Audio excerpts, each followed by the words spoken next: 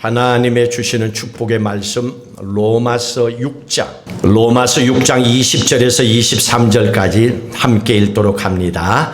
너희가 죄의 종이 되었을 때에는 의에 대하여 자유로웠느니라. 너희가 그때에 무슨 열매를 얻었느냐?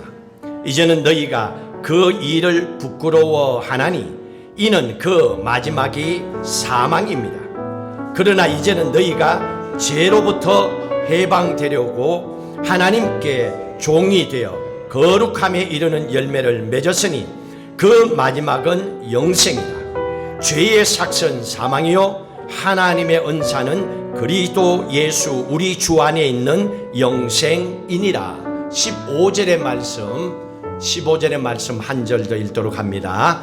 그런즉 어찌하리요? 우리가 법 아래 있지 아니하고 은혜 아래 있으니 죄를 지으리요? 그럴 수 없느니라. 그럴 수 없느니라. 오늘 말씀의 제목이죠. 절대로 그럴 수가 없습니다. 어떻게? 구원받은 하나님의 자녀들이 또 죄를 지으며 살아갈 수는 없다는 얘기죠. 하나님의 자녀가 되었는데 그걸 포기하고 사망의 길로 갈 수는 없다는 얘기입니다. 여러분, 예수를 믿게 되면 많은 사람들이 생각합니다. 뭔가가 좀 달라져야 되지 않냐. 그리고 교회 다니지 않는 가족 친척들도 보면서 얘기합니다. 야, 너 교회 다니고 나서 달라졌네? 혹은 너는 어떻게 교회를 다녀도 변한 게 없냐? 뭐 이런 얘기를 들을 때가 있습니다. 달라져야 되는데 달라지지 못하는 것이 오늘 우리의 현실이라는 것도 우리도 인정합니다. 사도 바울을 볼까요? 사도 바울은 주 34년에 다마스커스 다메섹 도상에서 예수 그리스도를 영접합니다. 거기에서 회심을 하게 됩니다. 그리고 우리가 오늘 본 본문의 말씀 이 로마서를 기록한 것은 그 이후에 주 57년 약 20년이 지나고 나서 3차 전도 여행할 때 고린도에서 목회를 하면서 기록한 것이 로마서입니다. 그러니 그 기간은 20년 정도의 공백의 기간이 있는데 사도 바울의 오늘 말씀에 보니까 로마서에서 죄의 문제를 얘기해 주고 있습니다. 그만큼 20년이 넘도록 회심하고 예수를 믿었지만은 죄의 문제 때문에 사도 바울도 여전히 갈등을 했다는 얘기입니다. 그렇다고 여러분들도 20년 동안에 죄 짓고 갈등해도 된다 이렇게 생각하면 안 돼. 이거하고는 달라요. 20년 동안에 사도 바울도 죄의 문제로 갈등을 했습니다. 그러다가 사도 바울이 깨닫게 된 것이 로마서 8장입니다. 로마서 8장 1절부터 2절 같이 읽도록 합니다. 그러므로 이제 그리스도 예수 안에 있는 자에게는 뭐가 없다? 결코 never 절대 정죄함이 없나니 이는 왜냐하면 그리스도 예수 안에 있는 생명의 성령의 법이 죄와 사망의 법에서 너희를 해방하였기 때문이라고 그랬습니다. 이 말씀이 중요한 거예요. 우리가 변하지 않았다, 예수를 믿어도 달라지지 않았다, 이게 중요한 게 아니고 오늘 이 말씀이 중요한 거예요. 첫 번째, 예수 그리스도 안에 있는 사람입니다. 사도 바울처럼 회심하고 예수를 믿고 영접한 사람들은 절대로 정죄함이 없다 그랬습니다. 절대로 정죄함이 없다. 여기에서 예수 그리스도 안에 있는 사람에게 정죄함이 없다 이 말의 뜻이 뭐냐면 죄를 지었음에도 불구하고 정죄를 당하지 않는다 그 말입니다. 이게 믿지 않는 것과 믿는 것과의 차이점입니다. 믿지 않으나 믿으나 공통점은 뭡니까? 여전히 죄의 모습들을 가지고 있다는 거죠. 그러나 믿지 않는 사람은 그 죄 때문에 심판을 받지만은 구원받은 하나님의 백성들은 그럼에도 불구하고 예수 그리스도 때문에 예수 그리스도 안에 있기 때문에 그럼에도 불구하고 정죄함을 받지 않는다. 이걸 기독교 교리로 뭐라고 얘기하느냐? 칭의라고 얘기합니다. 칭의는 justification, 영어로 그걸 얘기합니다. justification. 이게 칭의입니다. 이 말의 뜻은 죄를 지었음에도 불구하고 정죄를 당하지 않는다. 다른 말로 하면 의롭지가 않는데 나를 의롭다고 불러주는 거예요. 칭의, 하나님이 그렇게 불러주는 거예요. 나도 죄가 있고 모순이 있고 거짓말을 할 때도 있고 말씀대로 순종 안 할 때도 교회를 다니면서도 장로가 됐어도 그럼에도 불구하고 하나님은 의롭지 않는 나의 삶이 있음에도 하나님께서는 너를 의롭다라고 불러주시는 거예요. 칭입니다, 그게. 왜? 예수 그리스도 안에 있기 때문에. 예수 그리스도 안에 십자가 안에 있기 때문에 거룩한 보혈의 피를 통하여 우리로 하여금 죄사함을 받게 하셨으니 하나님께서 우리를 거룩한 하나님의 백성이라고 의롭지 않은 삶이 있음에도 불구하고 그렇게 불러주는 거예요. 그래서 오늘 또 나님은 우리를 사랑하는 내 딸이라 내 아들이라 이렇게 불러주는 겁니다. 자, 그러면 여기에서 한 가지 의문이 생깁니다. 나는 알곡 신자일까? 성경에 얘기하는 나는 꺽중이가 아닐까? 나는 속에 아무것도 없는 껍데기만이 아닐까? 그러면 이 질문을 하기 전에 먼저 믿음이 뭔가를 여러분들이 아셔야 됩니다. 여러분들이 예수 믿는다고 했습니다. 믿음이 뭡니까? 여러분 믿음 뭐죠? 한번 대답합니다. 시작. 다 하셨어요? 믿음이 뭔지 대답하셨죠? 믿음이라고 하는 것은 구원받은 하나님의 자녀들에게 회심하고 예수를 나의 주님으로 영접한 사람들에게 주시는 하나님의 축복의 선물이 구원이에요. 하나님의 선물이에요. 그러니까 내가 의롭기 때문에 주는 게 아니고 내가 말씀대로 100% 잘 살았기 때문에 주는 게 아니고 단지 예수를 믿었기 때문에 주는 거예요. 이게 하나님의 선물입니다. 자격이 있어서가 아니라는 얘기입니다. 기억하셔야 됩니다. 그러면 내가 알곡 신자일까 아닐까 하는 이 말은 믿음으로밖에 해결이 안 됩니다. 이 의심을 가지고 생활할 때가 많죠. 나는 진짜 이게 예수생이 맞나? 나는 진짜 이거 알곡 신자 맞나? 나 같은 사람이 교회 다녀도 되나? 이런 생각이 들 때가 있습니다.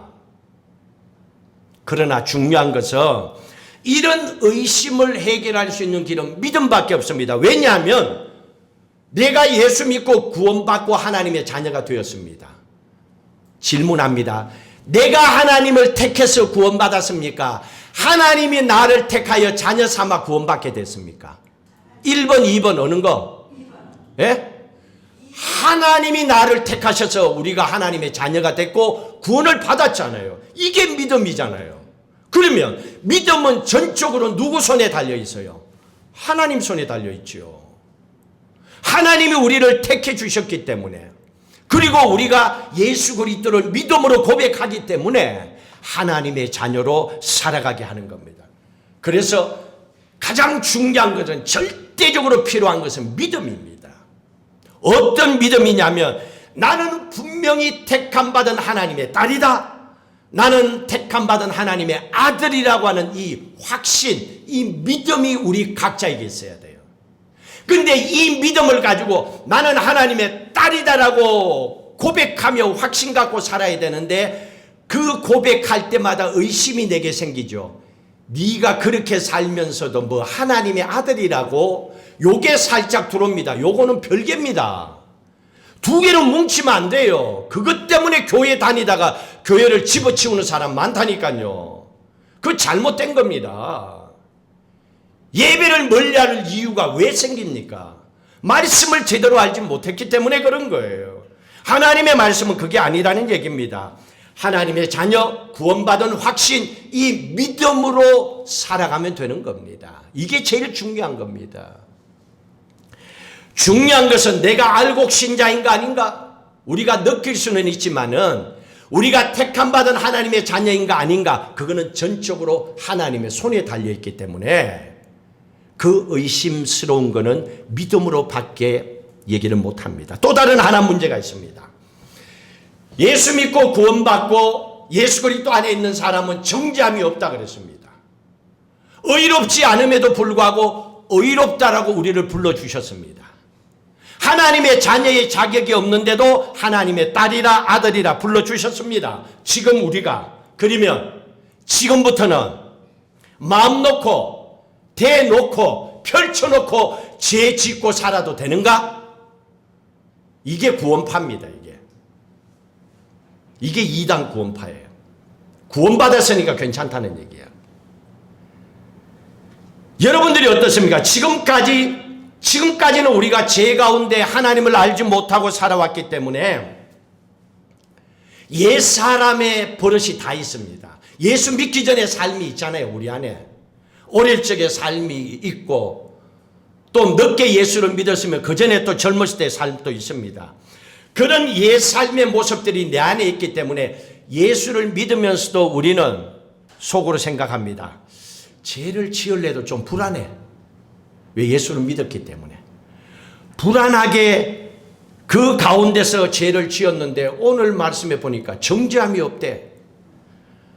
다 괜찮다고 그래서 그러니까 이제는 죄를 지어도 안심하고 까불리고 지어도 될까? 여러분들이 생각할 때 어때요? 그러면 돼요, 안 돼요?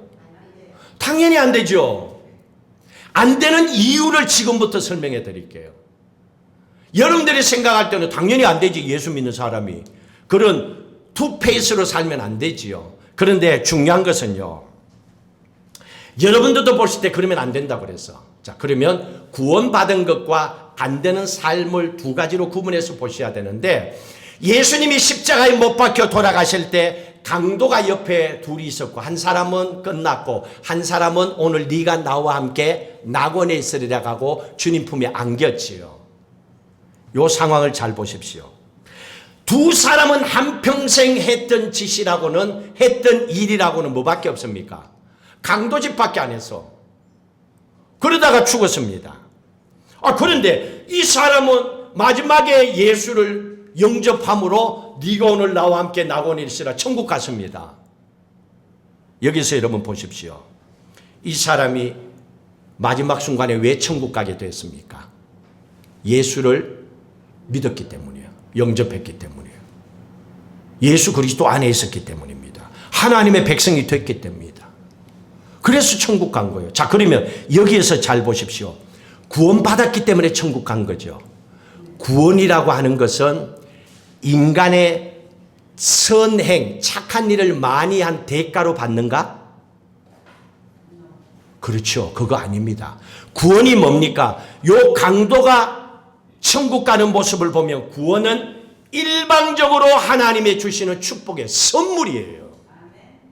이거는 일방적입니다. 우리하고는 상관없어요. 내가 뭐 착하게 살았다 안 살았다 이거하고 상관없습니다.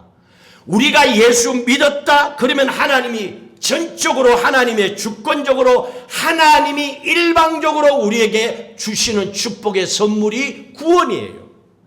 그래서 구원은 누구든지 예수를 믿으면 다 받는 하나님의 은혜요, 하나님의 선물입니다. 이게 구원이에요. 그러니 구원은 누구도 빼앗아갈 수가 없어요. 이는 이가 전적으로 하나님 손에 달렸고 하나님께서 주신 것이기 때문에 그렇습니다. 선행의 대가가 아닙니다. 이게 구원입니다. 자, 그렇기 때문에 우리가 가지고 있는 성경은 구약과 신약 성경을 가지고 있습니다. 구약 성경은 율법에 대해서 이래라 저래라 이래라 저래라 율법에 대해서 다 얘기합니다. 구약에는 율법을 안 지키면 죽습니다. 지옥이 떨어져요. 그렇게 심판을 했어요. 그런데 오늘 우리의 말씀을 통해서 보면 율법을 안 지켰다, 말씀대로 못 살았다고 그래서 그 사람이 받은 구원이 취소됩니까? 안 되죠. 왜? 구원은 일방적으로 하나님이 우리에게 주신 은혜요, 축복의 선물입니다. 이거는 취소가 되는 게 아닙니다. 그런데도 우리가 율법을 지켜야 되는 이유가 뭡니까? 우리가 예수를 믿으면서도 하나님의 말씀대로 살아야 되는 이유가 뭡니까? 율법은 예수 믿은 구원받은 우리를 어떻게 할 수가 없어요. 그렇지만 중요한 것은 율법을 우리가 지켜야 되는 것은 구원받은 걸로 끝나는 것이 아니고 우리의 삶은 하나님의 나라 천국에 가서 누려야 될 상급이 있기 때문에 그래요. 하나님의 나라에 가서 받아야 될 상급이 있기 때문에 이거는 마지막 심판대 앞에서 다 받는 겁니다. 이게 있어야 되는 거예요. 그렇기 때문에 말씀대로 선하게 살아가야 되는 겁니다. 이거를 구분하셔야 되는 거예요. 마땅히 구원받은 하나님의 자녀라고 하면 그런 삶을 살아야죠. 자, 그러면 이제부터 한 가지 더 보셔야 되는 거는 하나님의 은혜로 구원받은 하나님의 백성들은 다 천국 가지요. 그러면 천국 가서 우리가 어떻게 살 것인가? 요 문제가 남아 있습니다. 우리가 천국 가서 어떻게 살 것인가? 고린도후서 5장 10절 보십시오. 같이 읽도록 합니다. 이는 우리가 다 반드시 그리스도의 심판대 앞에 나타나게 되어 각각 선악간에 그 몸으로 행한 것을 따라 받으려 함이라. 우리는 죽고 나면 나중에 마지막에 천국 가기 전에 백보자 심판대 앞에 믿는 자나 믿지 않는 자나 다 거기에 갑니다. 거기에서 심판을 받고 지옥 가고 천국 갑니다. 그리고 하나님의 백성들도 믿는 하나님의 자녀들도 그리스도 심판대 앞에 다 섭니다. 그리고 거기에서 선악간이 뭡니까? 예수 믿고 나서 구원받고 나서 살아가는 그의 삶을 얘기합니다. 그 삶이 어떻게 되었는가를 보시고 하나님은 상급을 주시는 거예요. 그게 저기서 있다는 거예요. 근데 예수 믿는 사람들은 여기까지 안 가잖아요. 여기까지 안 가니까 덮어놓고 지 마음대로 신앙생활하고 지 마음대로 교회 다니고 지 마음대로 하는 거야. 그러니까 교회가 엉망진창이 되지. 이게 교회인지 이게 뭔지를 구분이 안 되는 거예요. 왜? 저기서부터 저 뒤로는 안 가고 딱 끊어버린 거야. 구원받은 걸로 끊어버린 거예요. 아닙니다. 분명히 말씀해 주고 있습니다. 천국은 영원합니다. 세상의 삶은 100세를 넘는 사람들 그렇게 많지가 않아요. 우리 문장님 어머님이 연세가 98세 엄청 장수하신 거예요. 저희 장인은 호적으로는 100세가 넘으셨어요. 근데 실제로는 군에 일찍 가려고 배고플 때였으니까 조금 90세인데 90 중반 넘고 100세 다 돼가면 굉장히 장수하신 거예요. 엄청 장수하신 거죠. 그런데 어떻게 할 수가 없잖아요. 우리의 삶은. 근데 천국에서의 삶은 영원한 삶이라고 그랬습니다. 그러니까 영원한 삶을 더 행복하게 잘 살아야 되잖아요. 지금보다도. 지금도 잘 살아야 되겠지만은 거기에 삶도 더 잘 살아야 되잖아요. 이것을 결정하는 게 뭐냐? 우리가 예수 믿고 나서 이 땅에서 살면서 얼마만큼 우리가 하나님의 성경의 말씀의 가르침대로 잘 살았느냐, 거기에서 결정이 나는 거예요. 그러니까 말씀대로 살아야죠. 그리스도인들은 뭔가 옛날에 믿기 전에 하고 좀 다르게 살 수밖에 없죠. 왜? 저게 걸려 있으니까. 그래도 막 산다 그러면 저 심판대 앞에 갖고 그것만큼 사는 거지 뭐. 천국에서도 기쁘게 살 수가 없지. 왜? 그 상급에 따라가 그렇게 될 수밖에 없죠. 요걸 기독교 교리로 뭐라고 하냐면, 한번 넘겨줘 볼래요? 좀 빨리빨리 넘겨줘요. 속이 터진다 나는. 자, 칭의가 뭐라고요? justification이고, 성화는 성화입니다. 이게 성화입니다. sanctification, 이게 성화를 얘기하는 겁니다. 이게 성화가 뭐냐면, 칭의, 의롭지가 않는데도 의롭다고 하나님이 자녀로 불러주셨잖아요. 그러니까 예수 믿고 구원받은 우리예요. 그러니까 우리가 그 이후로 의롭다고 하는 자녀로 부름받은 이후로 계속 살아가는 그 삶의 과정을 가르쳐서 sanctification이라고, 성화라고 얘기하는 거예요. 이게 지금 기독교 교리입니다. 이거는 있는 거예요. 가르쳤고 알고 있어요. 우리는 그런 삶을 살아야 됩니다. 신자가 되었기 때문에 이제는 죄로부터 분리가 되어갖고 거룩한 하나님의 자녀로 변화된 삶을 의롭게 살아가는 삶의 그 모든 삶의 과정, 성화입니다. 그렇게 살아가야 됩니다. 이게 지금 우리의 삶에 놓여 있습니다. 자, 그렇다면 여러분 보십시오.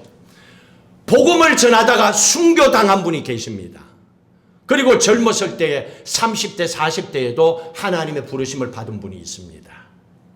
그런데 강도처럼 평생 나쁜 짓 하다가 마지막에 예수 영접해가 천국 가서 공의로우신 하나님이라고 그랬습니다. 그런데 이 두 사람이 천국에서 똑같은 상급을 받은다면 이게 공의롭습니까? 공의롭지 않죠. 당연히 공의롭지 않죠. 왜? 그 삶이 예수 그리스도를 닮아가는 삶이 돼야 되죠. 우리가 교회 와서 예배드리는 이유도 예수 그리스도를 닮아가는 거룩한 삶을 살기 위해서잖아요. 자, 그러면 이제 마무리를 한번 지어봅시다. 오늘 말씀에 예수 믿고 구원받은 하나님의 자녀라 의롭다라고 칭의를 의로운 자라고 하나님 우리를 불러주셨습니다. 그래서 구원은 하나님의 은혜입니다. 구원의 서브젝트, 구원의 주체는 누굽니까? 구원의 주체는 누가 주는 겁니까? 하나님이죠. 구원의 서브젝트, 구원의 주체는 하나님입니다. 그렇죠? 그렇기 때문에 구원은 인간의 노력하고는 아무 상관없습니다. 믿으시면 아멘. 요걸 잘 안 믿는 것 같아요. 구원은 하나님이 주시는 은혜예요. 인간의 노력은 전혀 없습니다. 100% 하나님의 은혜입니다. 이게 구원입니다. 자, 그러면 조금 전에 얘기한 sanctification이라고 하는 이 성화라고 하는 거, 이 성화라고 하는 것의 서브젝트, 주체는 누굽니까? 누가 그렇게 살아야 돼요? 누가 그렇게 살아야 돼요? 예? 본인이죠. 우리죠. 우리가 그렇게 살아야지. 우리가 거룩한 삶을 살아야죠. 그렇게 해야 되는 주체, 서브젝트가 다르잖아요. 그렇죠? 하나님이 주신 구원이고 성화는 우리가 그렇게 살아가야 됩니다. 그러면 하나님은 온전하신 분이세요. 그러면 하나님은 실패가 있어요, 없어요? 하나님은 실패가 없죠. 그러나 성화의 주체인 서브젝트 우리 인간들은 실패가 있어요, 없어요?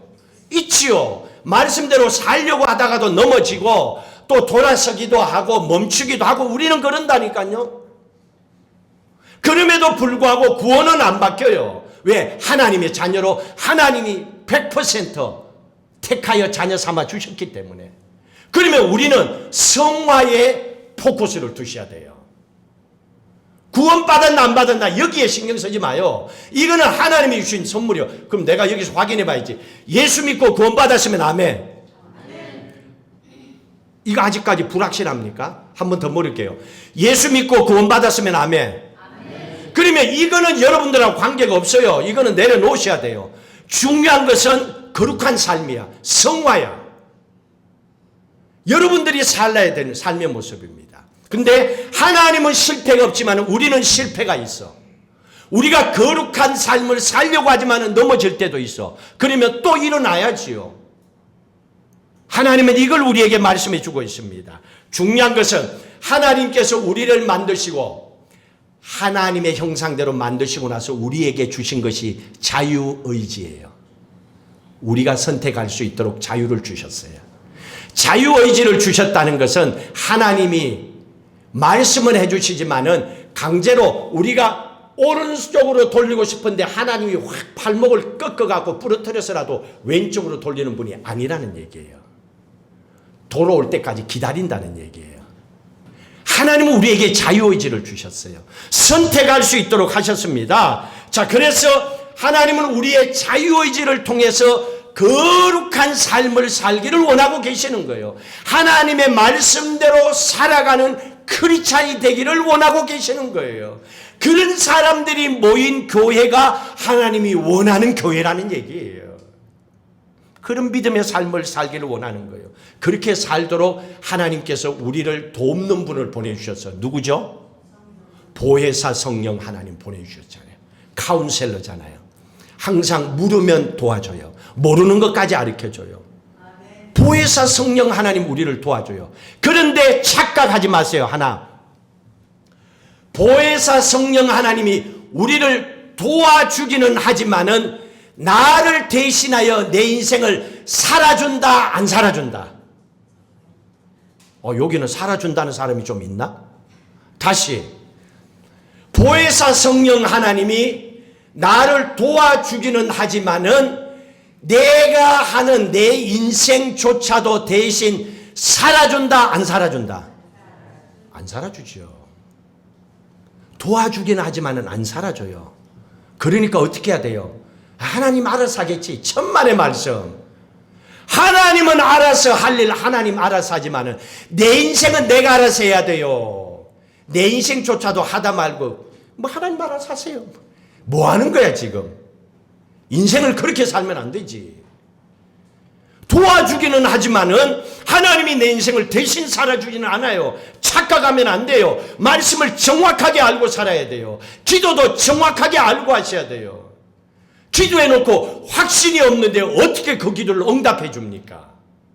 기도한 그 사람이 믿고 확신이 있어야 하나님께서 그 믿음을 보시고 응답해 주시지요.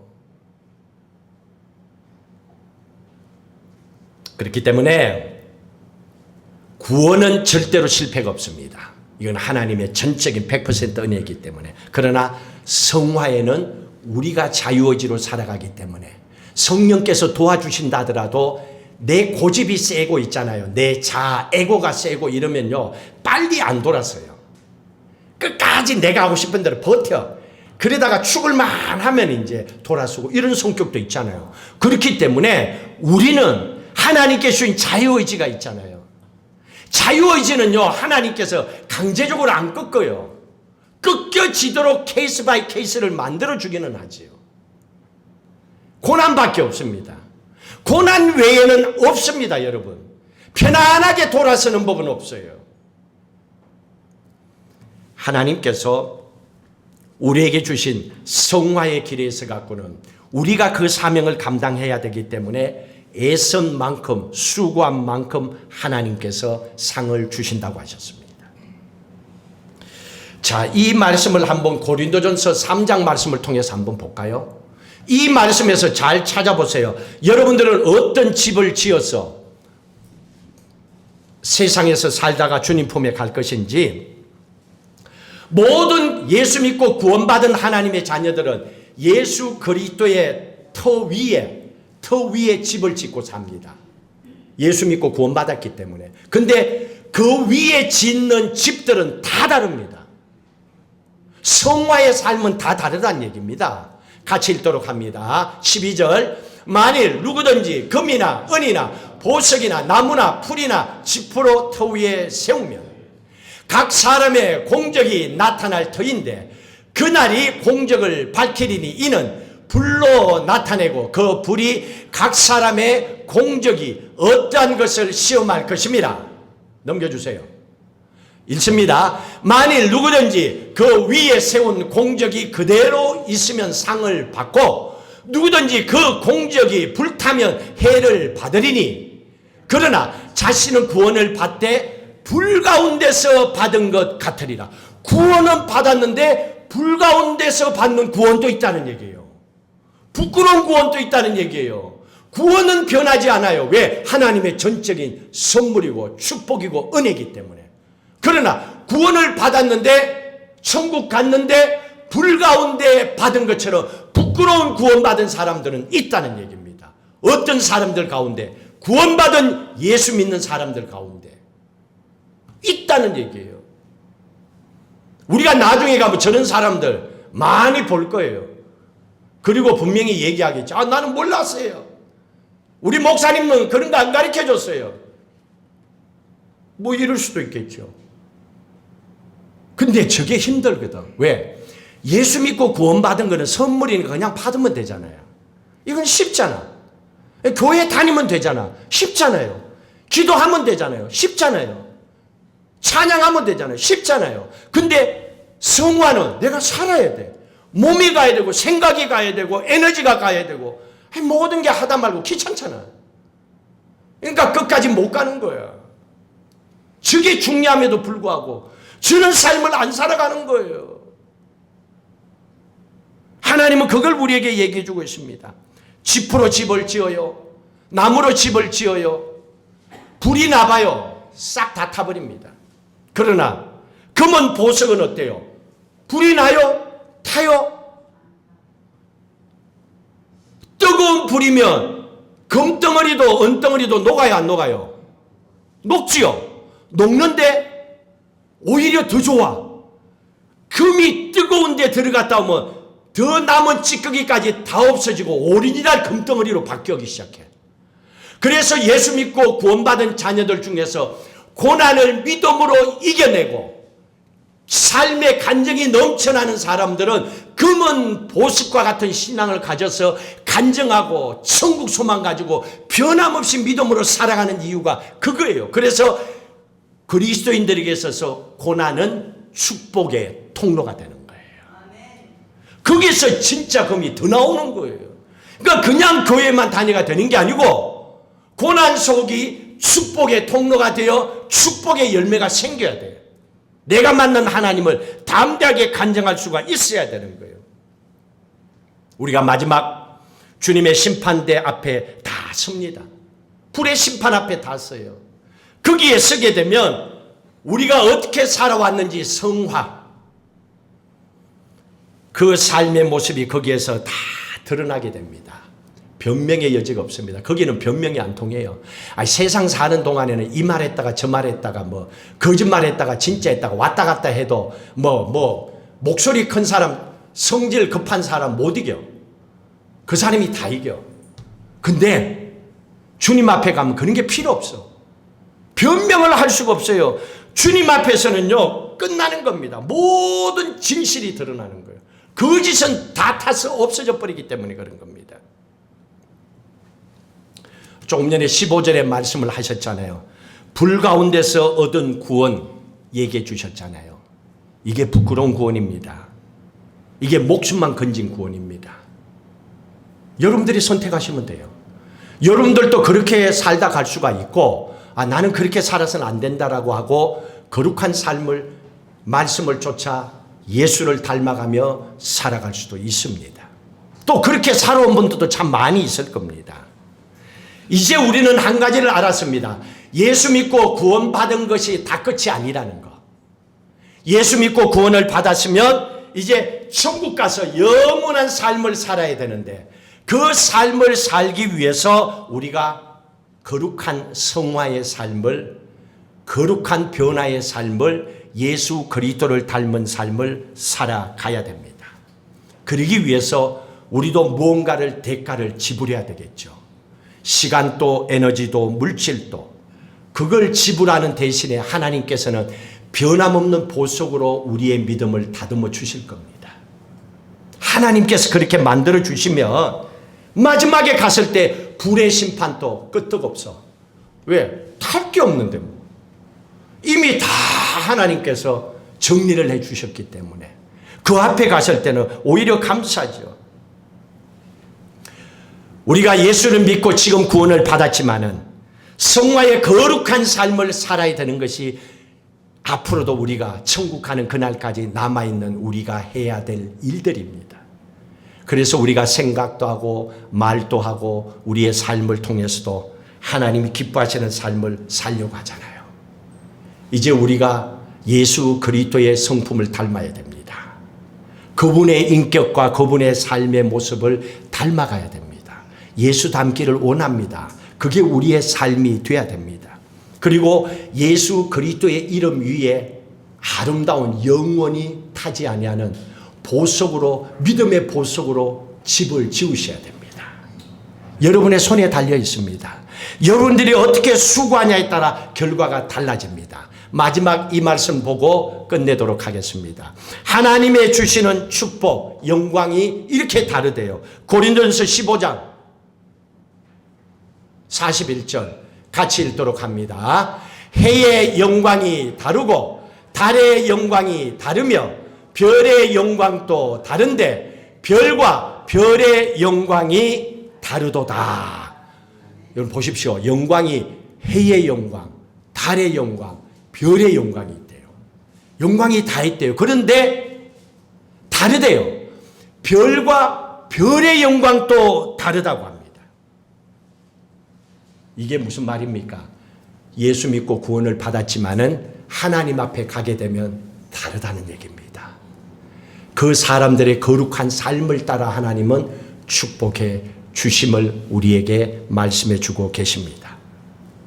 우리가 떳떳한 구원을 받고 하나님께서 잘했다, 수고했다 하는 기쁨으로 주님을 맞이하고 주님 앞에 설 것인지, 아니면 부끄러운 구원 가운데서도 내가 살고 싶은 대로 살다가 가든지, 이제는 이 문제를 좀 더 심각하게 생각하면서 신앙생활 할 수 있어야 됩니다. 그게 우리의 삶이 되어야 됩니다. 그렇게 변화된 삶이 되어야 우리의 가정에도, 우리의 일터에도, 우리의 믿음 가운데도 하나님의 역사시고 하나님의 은혜가 넘치도록 채워집니다. 하나님의 자녀의 그 믿음의 삶을 선택하시고 걸어가셔서 약속한 하나님의 축복을 넘치도록 받아 누리는 믿음의 삶이 되시기를 주의 이름으로 축복합니다.